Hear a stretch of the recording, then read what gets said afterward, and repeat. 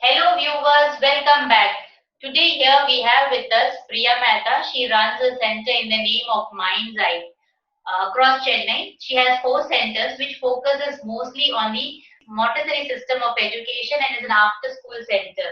So today we are here to discuss about how system helps children to better development in the cognitive skills and the life skill. Welcome Priya ji. She also takes classes for parents who wants to know more about this system. So here I would like to know how you got into this profession, ma'am. Thank you so much, Santosh, first of all, for inviting me and having me on this talk show. About getting into the system, it's actually, I never planned I'm going to get into something like this. It all happened almost about 22 years when I was looking for a school for my son, and I had absolute no idea about this Montessori or anything. And basically, I was looking for an ICSE school which steamed down to only three schools in Chennai at that time, about 23 years ago. There were only three schools which were offering ICSE syllabus, and since I had done my ICSE, I thought ICSE will be a better option for my son. So at that time, I was clueless about Montessori. What is Montessori? But Tickets and ICSE school is a co-education school. What I'm looking for, so we went ahead with it. And initially, it was like, how is he learning? What is happening? Every day, I ask him, what do you do in school? He says, I do chana pounding, I do carrot cutting, I do sweeping, I do mopping. And, I said, no, I'm not sending you to school for that. You have to learn ABCD. And he said, no, they don't teach me on that. So it went on and on for one term, and still he's only sweeping, mopping, and doing carrot cutting. So it got me a little worried. When is he going to learn ABCD? Oh, So, and it went on.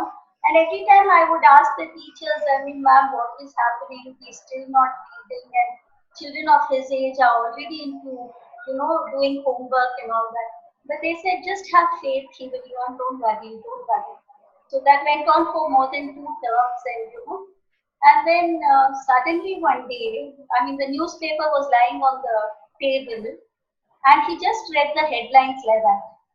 So I was like, I was taken aback. How did he do it?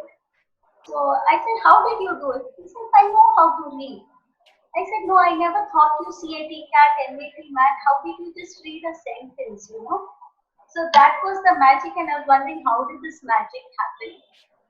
So that is how I got interested in the system, enrolled myself for this course, and I said I want to learn how did this magic happen. And once I got into it, I'm telling you, there is no other method which I can think of other than Montessori, be it teaching, be it learning. I feel there is nothing better than that. Once you get into that path, it is like, it just takes you. yeah, the same happened, when I was searching for a school for my daughter, I was very new to this Montessori concept and this phonetic system of learning, because all throughout our lives we have only learned CAT, BAT, but I was very thankful to her play school teacher who introduced us to this concept of, phonetics. She also taught us, how the words are pronounced. Till then, we never knew that, A is pronounced as A, and that is how they learn it. So it is more of a sound-based system which helps the children to learn on sound. So it helps the learning happen or the reading happens in a very fun way, and that is why now I have also enrolled my son into Montessori based system. It is because you learn more into life hacks and the basics, like your cognitive skill development. Another thing which I want to know about here is, now, since the children are staying at home, many of our parents are preferring the Montessori system because of the associated things involved. It is more of an activity-based learning rather than learning by mugging. So now, since all the Montessori schools are closed, how can we engage our children at home? See, Montessori overall, it's basically a hands-on learning. We do not believe in just reading or watching a teacher teach and learn. The entire environment of Montessori is child-centered.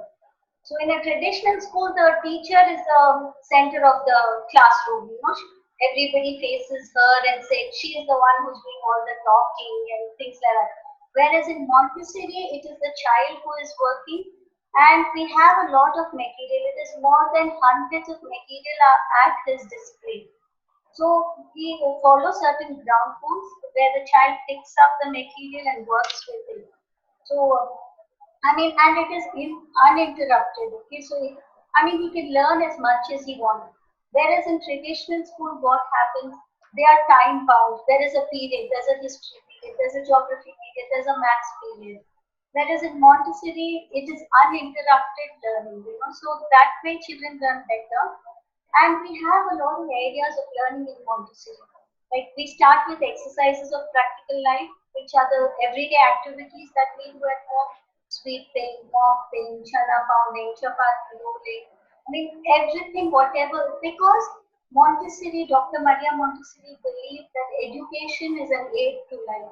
It is something which it should be yourself. It's something which will touch your soul. It's not just passing one grade to another, not just learning a lesson, mugging it up, writing an exam, getting your marks, and passing out.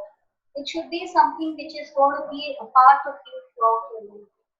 So, we start with these things called exercises of practical life, which the child has already seen at home, which he's familiar with, which he can do at home. So, and it's not a waste of time by sweeping the floor or by mopping the floor or cleaning the place. He's not wasting time. There's a lot of learning going on in that. And all these movements are very, very important for the child. Now, by chana pounding, which may seem okay, time pass activity, it is not a time pass activity. It needs a lot of concentration, the amount of pressure you're putting on the chana. So, see, all this later helps him when he's writing. He knows how much of pressure to put. Otherwise, straight away you give him a pencil. You'll see when children write, the impression goes on to quite a few pages because they don't know the right pressure to put on the thing. So So this, all this, yeah, yeah, yeah, tell ma'am, me. finish, ma'am. No, no, I will Yeah, say. so all this really helps, the kind of pressure you need to put, the kind of movements now when the child holds a jug, holds a napkin, holds it. So there's a lot of movement of hands and fingers and the fine motor, the gross motor skills which he's developing. So it's not just about holding a pencil. So by doing all these activities, his hands get ready to hold a pencil. So when he holds a pencil, he knows exactly how to write. So Exactly this the a movements. small activity of chana pounding helps the child to, properly grip a pencil. At the same time, helps him know how much pressure to apply while writing.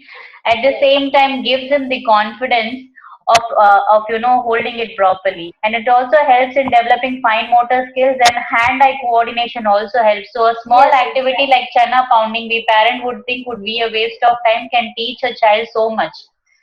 Thanks for. Definitely. Now, like cutting a carrot, right now, and see, Montessori in her activities will look at the child's present need and prepare him for the future.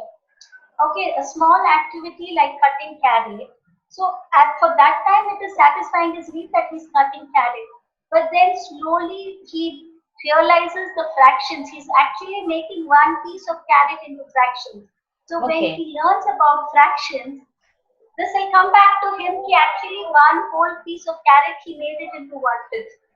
So okay, all this will actually come back. And Montessori doesn't have one annual curriculum. okay. It has a 3-year curriculum, so where the child can move back and forth. And the most beautiful thing about this Montessori is the mixed age group. Okay. So people wonder because children from 2.5 to 6 years are all in one classroom. Yes. So it's so beautiful to see when you see them. Actually, the smaller children look up to the older ones for help, and the Okay. older children help the younger ones. So it's like a revision for them. Whereas in a And regular school, yeah, okay. tell me. But at the same time, they also develop a bonding, and they develop a talking skill. They have a better relationship. You have in the same class you have children who is 2 year old. In the same class you have children who is 6 year old. Yes, exactly. So because see, nowhere in life we have a horizontal grouping. Even at home, we have a Okay. grandmother, grandfather, uncle. So nobody is like all two and a halves together, all three and a halves Okay. together. So that horizontal grouping is nowhere else in their life except in school. So now, since many of the Montessori schools are not opening because of this pandemic, and not all of us would have the Montessori material at home to learn with or help our kids with. So how can we engage them during this time when we don't have access to the Montessori material which is available in their school? See, Montessori material, actually her material are very, very scientific, and of course her sensorial material are like, very scientific, very precise. But we can make similar things at home to develop and to make them learn through their senses, because at that age they really learn through their senses by doing. See, maybe listening. So you can actually ask the child to close his eyes, play different music, or different things you bang the plate and let him recognize what was it. Ring a bell and let him tell you that you rang a bell. So those are the things for his auditory thing. For his gustatory, you can have him, blindfold him, have two, three types of juices which you mix in small glasses. Maybe have some salt water, some sweet water, and then just blindfold him and give him one small spoon with a spoon. Just ask him to taste something and let him recognize that. What did he taste? Was it lime juice? Was it a sugar syrup? Was it salt water? So, all these, through his senses, he will try to develop all that. So, those are the thing. And then you can have him, again, see, lot of activities are done with blindfold because we want him to, um, use that part of his sense to learn. Like, blindfold him and place something on his hand. Let him feel which is heavy, which is light. So maybe place a pencil in one hand and one eraser in one hand. That way his baric sense he's trying to develop. So there are a lot of things you can do. You can have a tub full of water and put in uh, some different things and see what floats, what sinks. You can talk about it.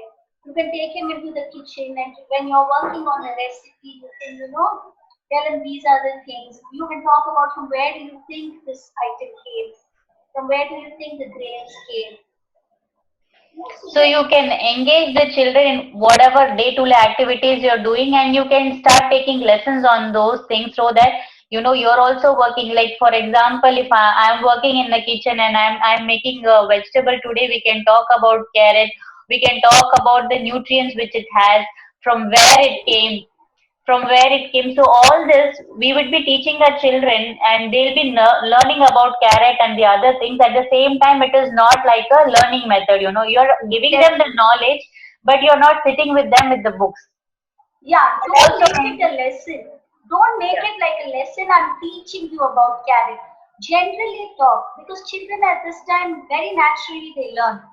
So the Okay. minute you're going to give it a name of I'm going to teach him about carrot, I'm going to teach him about something. So remove the word teach. Just do Or the we can say activity that with him. I'm going to tell a story. Storytelling Yeah, actually children relates much better than trying to tell yeah, them that I'm going to teach you a lesson. We can say let's have a story on carrot or something like that. carrot, yeah. Which is your favorite vegetable? Why is it favorite? I mean, there's so much vocabulary building that you can do with any activity, the vocabulary building. You can bring in maths with How it. can You you can bring bring in in, maths? say, maths. You see, I'm taking two carrots, I'm taking one tomato, I'm taking three potatoes to make pav bhaji, taking one capsicum. So that way, that the thing comes in. So altogether, how many vegetables do you think we use to make pav bhaji? So you can bring in anything anywhere. So you don't have to separate one subject from another. That is what I'm trying to tell. So And the life child is, shouldn't feel every time mama is teaching me. That yeah. shouldn't Oh, be the thing. She's teaching me this now, she's teaching me maths now. So you can just make it like, see, let's make pav bhaji. So why don't you bring two carrots from the fridge? Why don't you bring 3 tomatoes? So the next point which would like to ask is how can you engage the children with whatever materials you have at home, because Montessori schools or all schools are closed at right now, and the parents don't have access to the materials. So how can we engage them? Okay, I've made 2 videos which you can see after this. See, I've just done very simple videos of sorting out grains. See, in that, though it is a very simple activity, there is a lot of movement going on. There is a feed inside movement, like when the child is going to hold a chana seed or a rajma seed. Not only is he feeling, he's also using these 3 fingers, which are used to hold a pencil and write. So he's developing on these. And also when you do it with your eyes closed, you're actually feeling the entire texture, the shape, everything of the seed, and then you're doing it. So it involves a lot of concentration. So there are 2 activities of that which you can see in the video. And there's an arithmetic activity you can do with material at home. You can just cut off cards and do an odd and even activity also at home. So for small children, all these activities are very, very interesting. The basic thing you need to understand is keep the activities very short, because Okay. let it not become monotonous. Let there be a variety of activities. Maybe one day he can do it with chana, maybe one day he can do it with pebbles. So give him variety and let the activities be small so that he doesn't, get bored, or don't make it too long. So even the Short chana means and how short? 1 minute, 2 minutes, 5 minutes, 10 minutes. What should be the time see duration? now the grains which you take in the bowl of the grains also don't have more than 10, 12 grains. So, Okay. the satisfaction of finishing an activity will be there for the child. That Okay. I have successfully completed the activity. If you're going to have 25 chanas, 25 rajmas, it's like going to take a long time for him to segregate 75 of them. Okay. So have about 10, 12 pieces of each so that he finishes and he feels one sense of satisfaction. If he's interested, he'll mix it up again and do it again. So thank you so much, Priya ji, for shedding light on this Montessori system and how it is helpful for the children to develop not only in studies but also helps them develop fine motor skills, the cognitive skills, and learn about the basic life hacks. Thank you again to coming to my show. My pleasure, my pleasure. Thank you.